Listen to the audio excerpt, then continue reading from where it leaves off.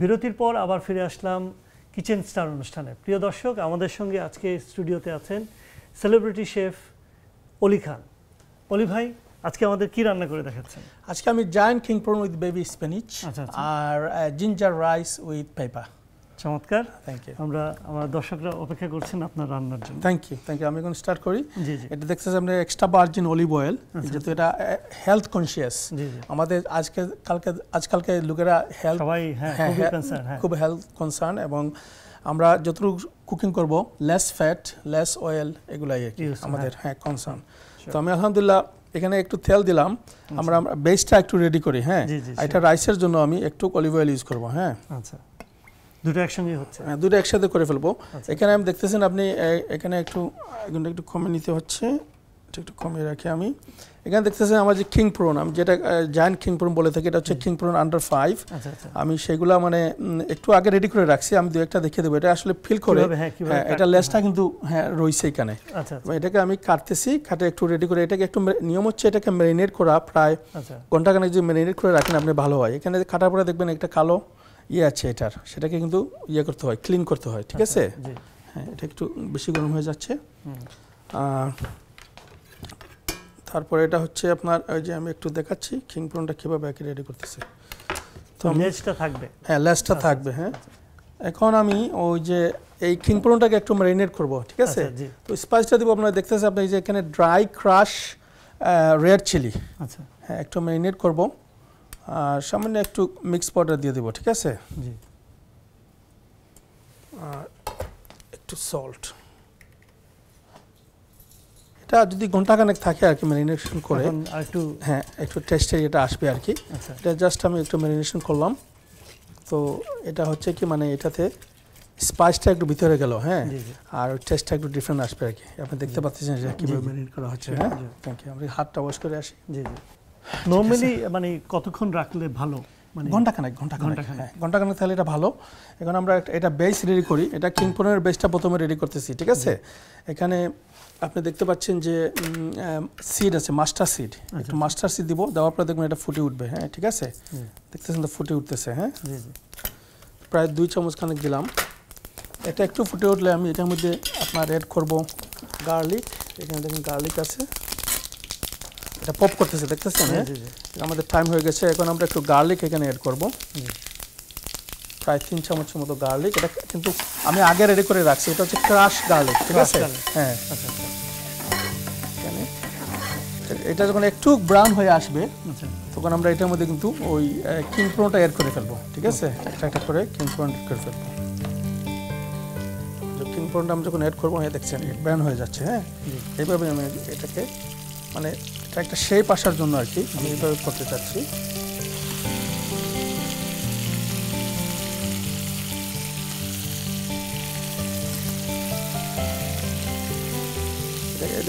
একটু হয়ে গেছে, আমি এটাকে একটু একটু ভেজে নিতে যাচ্ছি আর কি। এটাকে আমি একটু উল্টো করে আপনি দেখতে পাচ্ছেন এটা শেপ কিন্তু চলে আসতেছে। হ্যাঁ, এটা কিন্তু রেড কালার হয়ে যাচ্ছে আস্তে আস্তে। এটাকে একটু স্লো গ্যাসে এখানে রাখি। হ্যাঁ, এটা কুক হোক। আর আমরা কিন্তু এখানে আরেকটা ওটার বেস আরেকটা আছে যেটা আমরা রেডি করবো। হ্যাঁ, এখানে একটু তেল অ্যাড করি আমি।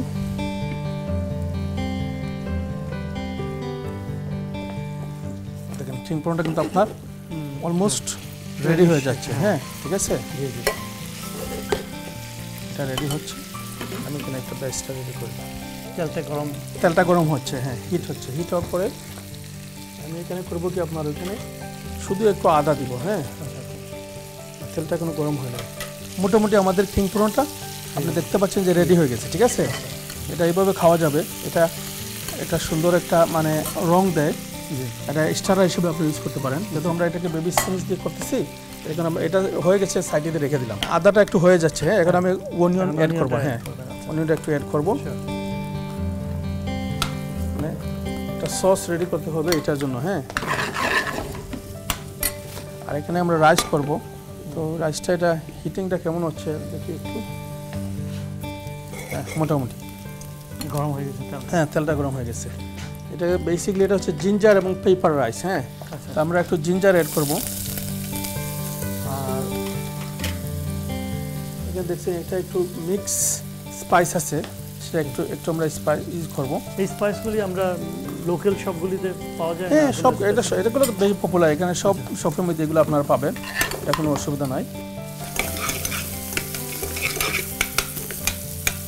এখানে আপনি রাইস করবেন এইটাতে? হ্যাঁ, এইটাতে রাইস করবো। হ্যাঁ, রাইসটা হচ্ছে আমি আগে এটাকে সোক করার জন্য ভিজিয়ে রাখছিলাম, ওয়াশ করে ভিজিয়ে রাখছিলাম, ঠিক আছে।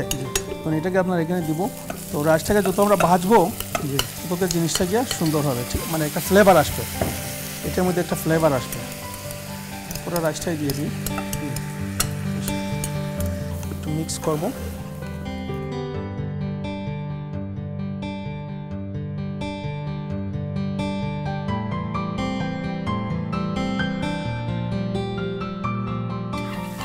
দেখতে পাচ্ছেন আমাদের বেজটা কিন্তু আস্তে আস্তে পেঁয়াজটা কিন্তু মানে নরম হতে যাচ্ছে। হ্যাঁ, এখানে কিন্তু আমি পানি অ্যাড করব আর তারপরে আমি বাকিগুলো অ্যাড করবো আর কি। দেখতে পাচ্ছেন? হ্যাঁ, আমার মনে হয় এটাই হয়ে যাবে। রাইসটা কতক্ষণ রাখতে হবে? না, এটা হয়ে যাবে, এটার ম্যাক্সিমাম 5 to 6 মিনিটস। হ্যাঁ, এখন আমি করবো কি, আমার গ্রিন পেপার এবং সল্টটা আমি অ্যাড করে দেবো। আপনি দেখতে পাচ্ছেন এটা হ্যাঁ হচ্ছে। হ্যাঁ, এখানে আমার গ্রিন পেপারটা অ্যাড করে দিলাম, আর আদা তো আমি আগে দিয়ে দিয়েছিলাম, ঠিক আছে। গ্রিন এবং রেড পেপার, এটা কিন্তু আসলে শুধু গ্রিন না। এখানে আমি সল্ট দিব। রাইসের মধ্যে কিন্তু সবসময় সল্ট কিন্তু নিয়ম থেকে একটু বেশি লাগে, আমার মনে হয় 3 স্পুন থেকে একটু বেশি লাগবে। 3.5। হ্যাঁ, 3.5 দিয়ে দিলাম এবং আমি টেস্ট করব এটা টেস্টটা কীভাবে আসতেছে। এখানে দেখতে পাচ্ছি আমরা এগুলো সব কিছু কিন্তু মিক্স করে এটা একটা মিক্স পাউডার করেছি আমি। হ্যাঁ, ঠিক আছে। সাধারণত এটা ইউজ করে ফেলি তখন আর এটার মধ্যে একটা ইয়ে থাকে, অ্যাডজাস্টমেন্ট থাকে। হ্যাঁ, এটা কি পাউডার? এটা ছিল মিক্স পাউডার, মানে 5টা পাউডার দিয়ে এটাকে মিক্স করা হয়েছে। আর এটা দিয়ে দেখছি চিলি পাউডার। হ্যাঁ, চিলি পাউডার একটু দিই, না দিলে আমাদের মনে করেন যে 1.5 টিস্পুন দিলাম। হ্যাঁ,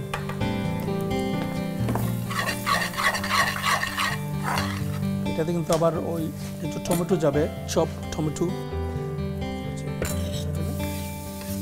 ঠিক আছে।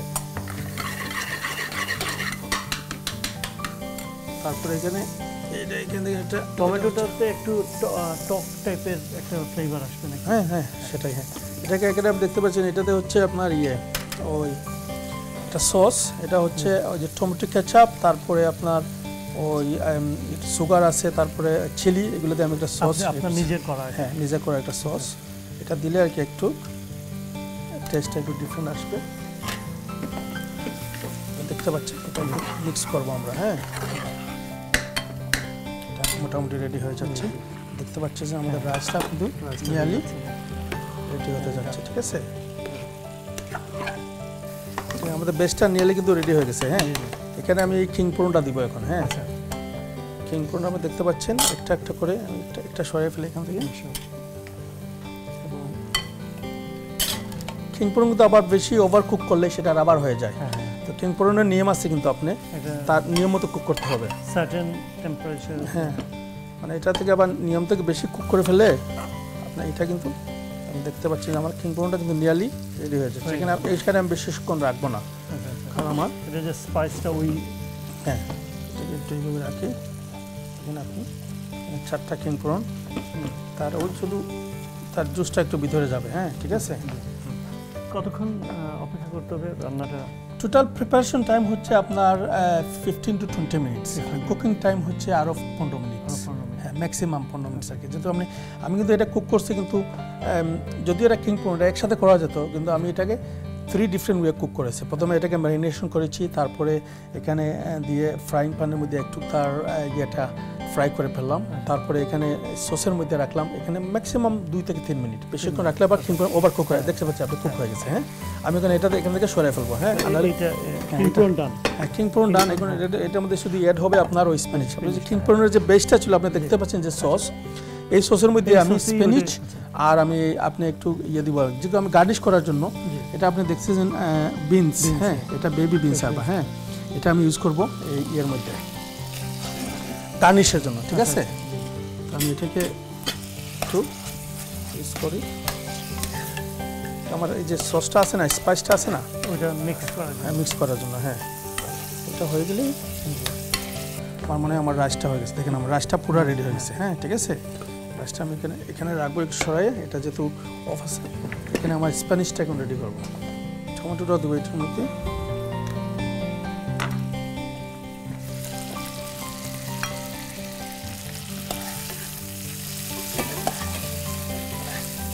এখানে আমার এটা নিয়ে কিন্তু হয়ে গেছে। হ্যাঁ, আমি কিন্তু এটাকে এখান থেকে সরিয়ে ফেলবো, জাস্ট ফর ডেকোরেশন। হ্যাঁ, I'm just going to put it on the side here. We are nearly done. Nearly done. Only few minutes. হ্যাঁ, দেখতে পাচ্ছেন তেলটা কিন্তু গরম হয়ে গেছে। হ্যাঁ, শুধু আমি একটু গার্লিক দেব। আগের ওয়েতে একটু ভেজে নেবেন। তো জাস্ট গার্লিকটা দিলাম আর কি। আমি স্প্যানিশ একদম বেবি স্প্যানিশের বেশিক্ষণ লাগে না কিন্তু এটা করতে। হ্যাঁ, অনিয়ন দিয়ে দিলাম। হ্যাঁ, বেশি সল্টের প্রয়োজন নেই। হ্যাঁ,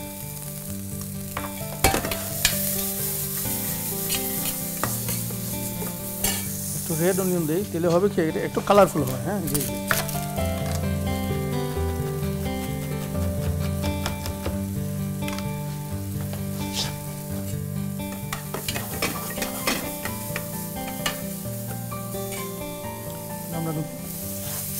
তারপর হয়ে গেলে একটু হয়ে যাচ্ছে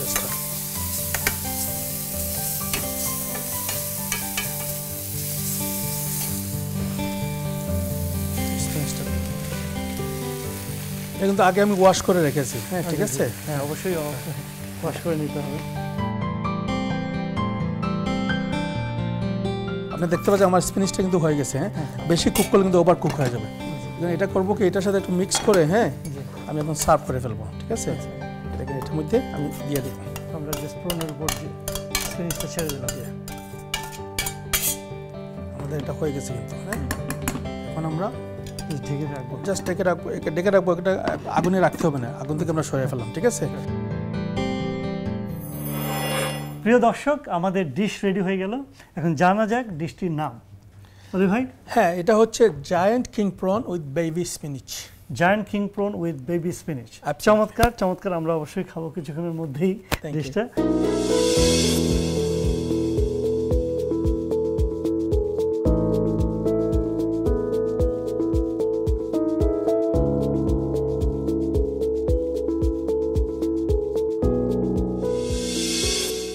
প্রিয় দর্শক, এখন আপনারা স্ক্রিনে দেখে নিন এই ডিশটি তৈরির জন্য যেসব ইনগ্রিডিয়েন্টস ব্যবহার করা হয়েছে।